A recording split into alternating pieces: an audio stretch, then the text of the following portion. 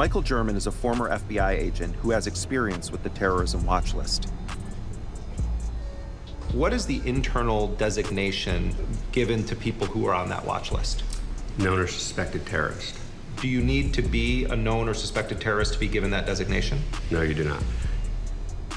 There's plenty of evidence that people who were put on these lists were investigated for no reasons. So you're building this expanding pool of suspects based on little or no real evidence. What are the most extreme things that can happen to you if you end up in that system? There's so little transparency that we don't know all the ways that the watch list might be used. So from a deprivation of rights standpoint, there's a lot you could lose. Let's say I'm an American citizen. I get taken into secondary screening. Surely I have Fourth Amendment protections, right? Not at the border. Anything coming across the border could be contraband, and therefore the government has a right to search it without a warrant. The agents that take me to secondary screening have the authority to read the contents of my emails or my text messages. And not just read them, but put them in a database for other agents across the intelligence community to read them. The court finds Customs and Border Protection officials inappropriately targeted U.S. citizens during that 2018 migrant caravan. NBC7's I-Team first broke that story about the border surveillance in 2019 after obtaining leaked documents that detailed how the U.S. government created a secret database of activists, journalists, and social media influencers. People suspected of somehow having base of activists, journalists, and social media influencers. And NBC7's Amber Frias spoke to some of those people who were targeted. A 47-page report released by the Department of Homeland Security's Office of the Inspector General found U.S. Customs and Border Protection officials broke agency policies by improperly tracking U.S. citizens with ties to migrant caravans, subjecting them to unnecessary screenings, and attempting to prevent them from entering Mexico. Anybody who went through what I went through and what people who I know who were handcuffed for hours, who had their phones searched, knows that it's extremely intimidating. Documents obtained by NBC7 proved Alex Mensing made the list of targeted individuals. The report states, quote, CBP officials did not remove lookouts promptly once they were no longer necessary. As a result, CBP subjected some of these individuals to repeated and unnecessary secondary inspections, end quote. I was detained with my then 7-year-old, and we were detained for about 10 hours. Phillips says she was denied entry into Mexico after flying into the Guadalajara airport for a family vacation.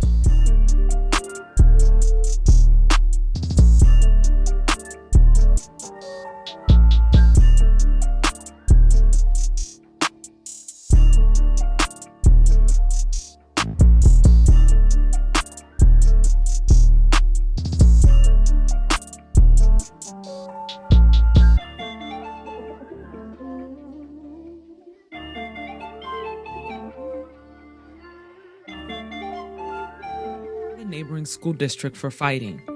Soon, they were visited by the sheriff's Strategic Targeted Area Response, or STAR unit, which was created to, quote, hunt down prolific offenders. It was the first of many visits to come. Pinellas County Sheriff's Department wanted to come by and introduce the STAR team to my family. We heard about your son in the other county, and we want you guys to know that we'll be keeping an eye on you. But then, the sheriff's office seemed to turn their focus to Robert. They started coming every day, 3, 4, 5. They didn't even wait for me to come home. Robert says the STAR team started ticketing him for things like his grass being too high, or his address being hard to see from the street. Well, the numbers aren't very visible from the roadway because of the lights in the way. It has a 0 on it. But, oh, okay. But still, I think I can go with that because the lights in the way. But then, he alleges, they'd hold on to the tickets and arrest him for failing to appear at his court date. Over 6 months, he was arrested 5 times.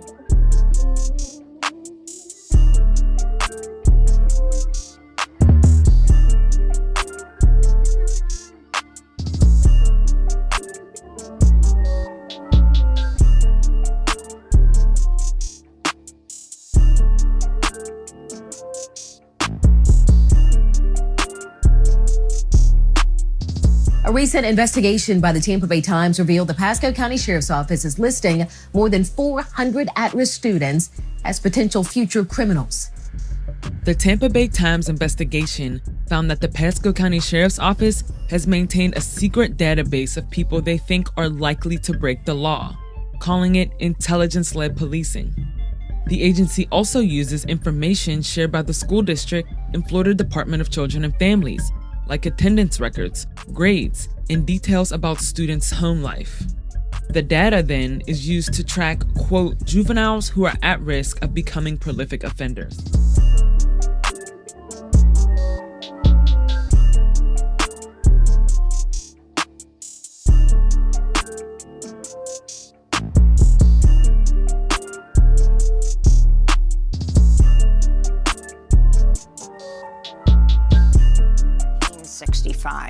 This comes after the release of a deathbed confession of a former undercover New York police officer who admitted to being part of a broad New York police and FBI conspiracy targeting Malcolm. In his letter, Raymond Wood also revealed he was inside the Audubon Ballroom at the time of Malcolm's assassination.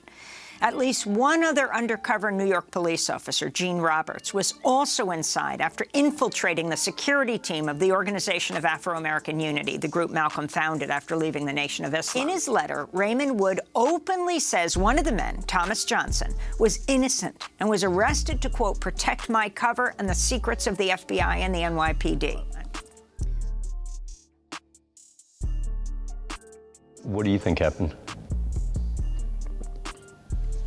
The government was very involved. You think so? And there was a very public hatred for Dr. King expressed by the FBI and the government.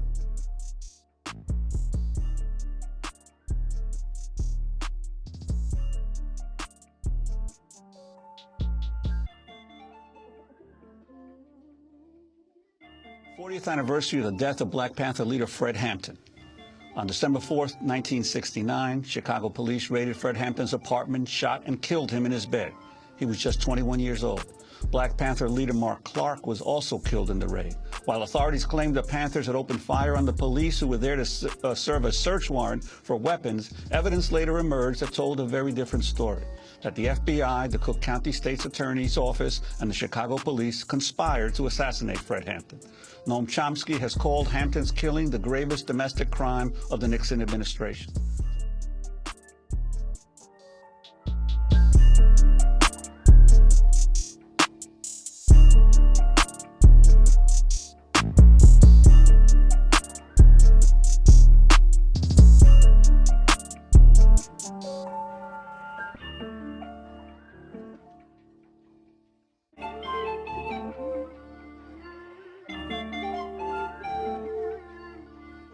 Has easily passed a 6-year reauthorization of FISA, the Foreign Intelligence Surveillance Act. Last night argued that the impeachment against him shouldn't be allowed to happen because of the mistakes that the FBI made when it launched an investigation into his 2016 campaign. Take a listen. Think of what they did. Think of what they did. Think of how dishonest it all was. They shouldn't even be allowed to have an impeachment because it was based on dishonesty. It was based on illegality. She went out, and they paid for a fake dossier. The president there is referencing the Justice Department's Inspector General report that found that the FBI made several mistakes and omissions in applications to get surveillance warrants. It's a disgrace what's happened with respect to the things that were done to our country. It should never again happen to another president. It is incredible. Far worse than I would have ever thought possible. And it's an embarrassment to our country. It's dishonest. It's concocted. And you say what you want. That was a probably something that's never happened in the history of our country. Pam Bondi, I think you were able to look at some of the report and can address a little bit of it very well, if you might say a few words. Sure, President. You know, so many of us who are career law enforcement today are outraged. And I think the American people really should be terrified that this could happen to you when we're supposed to live in a society of integrity and honesty. And this happened to the president, not just to the president. You know, this should be a good day, but it's not. It's a horrible day for the country.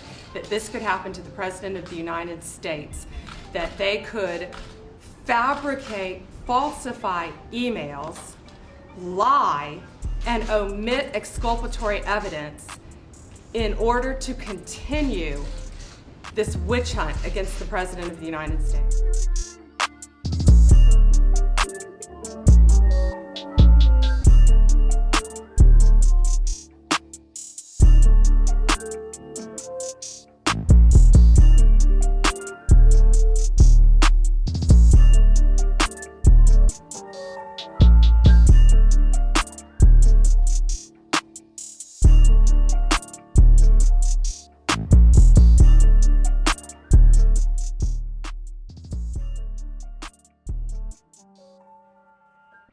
There's something called hyper game theory. How do you, they want to see if they can manipulate people to do things that are irrational, but also walk them to their death. And so you can call it a eugenics program even. And they need to sample all cultures, language throughout the world to define their probability matrices of which tricks, techniques, deception works. That's just what's happening.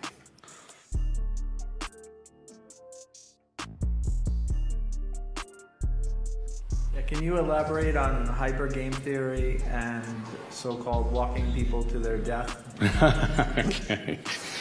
Yeah, so hypergame theory came out of a professor at Dartmouth. I was like funded by the Air Force and DARPA and et cetera, all the acronyms. The way that I was using it is they're trying to, it was called mind hacking. So they're trying to hack a targeted individual, and the targeted individual will create mental defenses as best as they can. They'll go to their social networks.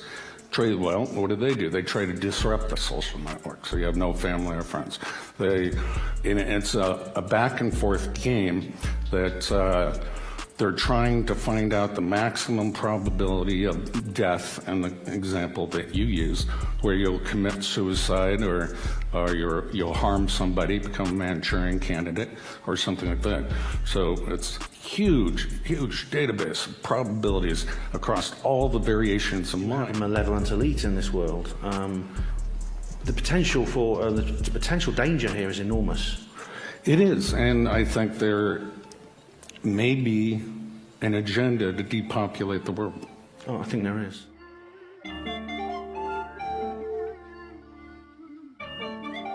Nightmares are made of. It's so creepy that I decided to have a bolt put on the door, and I'm having my son sleep in here with me. Creepy only begins to describe it. It's like an alternate reality, really. When she'd get home from work, Fasika Tafara started noticing things out of place in her home. They were just all open, but what was weird is, so for example, they were open like this, but they were all at the same level. First, the windows, then lights turned on. Her cabinets pulled out. It's intended to let me know that somebody has been here, essentially, right? So all of the drawers have been pulled out. And something strange every single day for almost the past month. She finally realized someone has been coming inside. Are people following me? And then I started to wonder also, well, how do they know when I'm here and when I'm not here? Then Tafara found this small camera in her 11-year-old son's bedroom. So she took to the internet and started digging. What she found? Something called community or gang stalking. It's an eerie practice aimed at your psyche to make you almost feel like you're going crazy. It's spooky, and my understanding is that if this is in fact what it is, it can go on for years, Only you're not. Tafara left her phone recording audio at her house. Listen, you can hear what sounds like people rummaging around. On one, you can hear what sounds like drilling.